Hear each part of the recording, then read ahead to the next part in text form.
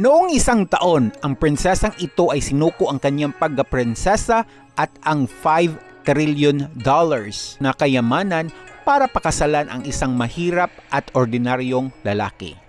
Pero hindi kayo maniniwala kung ano ang kanyang buhay ngayon at kung nagregret ba siya dito.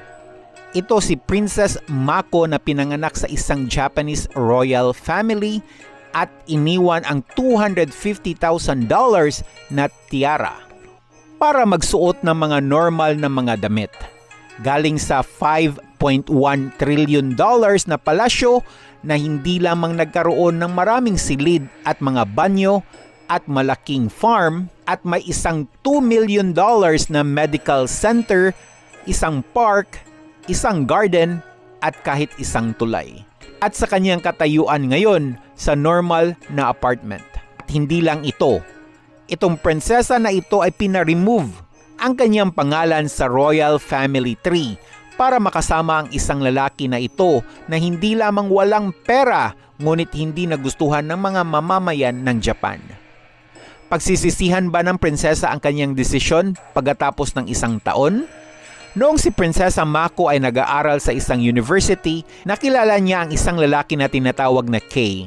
At hindi nagtagal ay na-inlove sila sa isa't isa at gustong magpakasal. Pero ang mga tao sa Japan ay nagalit kang Kay at prinotestahan siya sa kanyang relasyon sa prinsesa. At sabi nila na hindi naman siya gwapo para sa kanilang prinsesa o hinahabol lang niya ang pera ng prinsesa.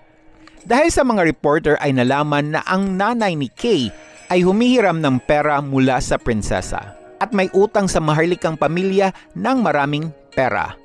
Pero binaliktad ni Kay ang lahat sa pamamagitan ng patuloy ng pag-aaral ng mabuti at kalaunan ay naging abogado.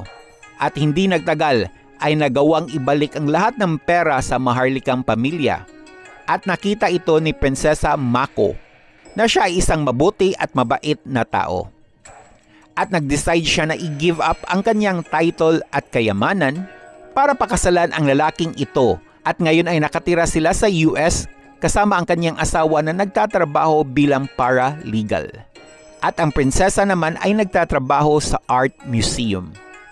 At sabi ng prinsesa na maligaya siya at na-prove sa lahat na ang kanyang relasyon ay hindi mabibili ng pera.